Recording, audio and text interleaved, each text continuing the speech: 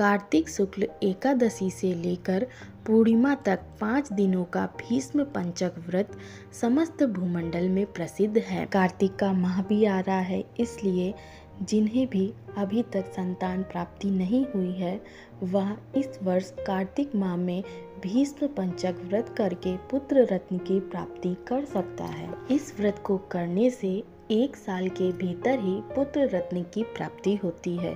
पुराणों में यह लिखित है। आइए जानते हैं भीष्म पंचक व्रत की विधि। कार्तिक शुक्ल पक्ष में एकादशी की प्रातः विधि पूर्वक स्नान करके 5 दिन का व्रत ग्रहण करें। बाढ़सैया पर सोए हुए भीष्म ने राजधर्म, मोक्ष धर्म और दान धर्म का वर्णन किया, जिसे पांडवों के साथ ही भगवान श्री कृष्ण ने भी सुना। उससे प्रसन्न होकर भगवान वासुदेव ने कहा, भीष्म तुम धन्य हो, तुमने धर्मों का स्वरूप अच्छी तरह श्रवण किया है।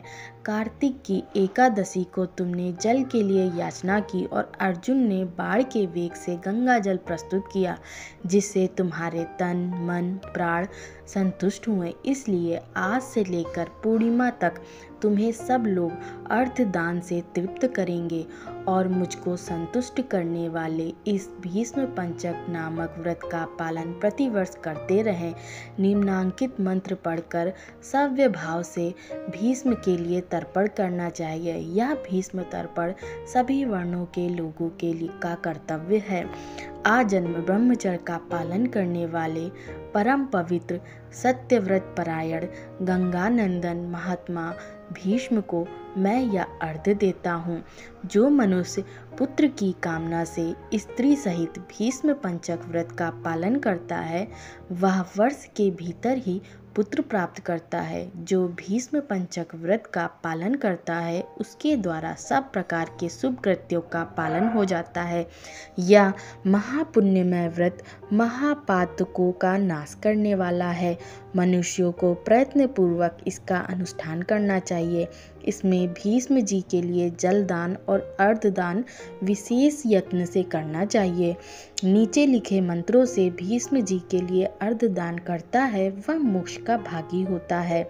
मंत्र इस प्रकार है, जिनका व्याघ्रपद गोत्र और सांकृत प्रवर है उन पुत्र रहित भीष्म वर्मा को मैं यह जल देता हूँ। वसुओं के अवतार शंतनु के पुत्र आजन्म ब्रह्मचारी भीष्म को मैं अर्घ्य देता हूँ।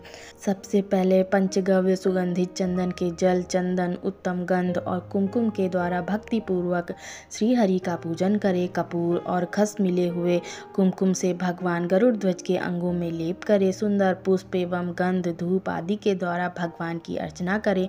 5 दिनों तक भगवान के समीप दिन रात दीपक जलता रहे। देवादिदेव भगवान के लिए उत्तम से उत्तम नैवेद्य बनाएं। इस प्रकार भगवान की पूजा अर्चना ध्यान और नमस्कार के पश्चात ओम नमो भगवते वासुदेवाय मंत्र का 108 बार जाप करें। उसके बाद घी मिलाए हुए तिल, चावल और जौ आदि के द्वारा ओम रामाय नमः मंत्र से आहुति दें। इसके बाद सायं संध्या करके भगवान विष्णु को प्रणाम करें। पूर्ववत मंत्र जप कर धरती पर ही शयन करें।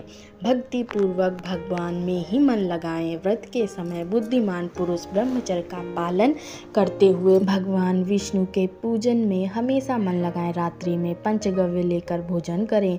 इस प्रकार भली भांति व्रत को समाप्त करें। ऐसा करने से मनुष्य शास्त्रोक्त फल को प्राप्त करता है। स्त्रियों को अपने पति की आज्ञा लेकर पुण्य की वृद्धि करनी चाहिए। विधवाओं को भी मोक्ष सुख की वृद्धि के लिए व्रत का अनुष्ठान करना चाहिए। पहले अयोध्यापुरी में कोई अतिथि नाम के राजा हो गए हैं। उन्होंने वशिष्ठ जी के वचन से इस परम दुर्लभ व्रत का अनुष्ठान किया था, जिससे इस लोक में संपूर्ण भोगों का उपभोग करके अंत में भगवान विष्णु के परम धाम में गए।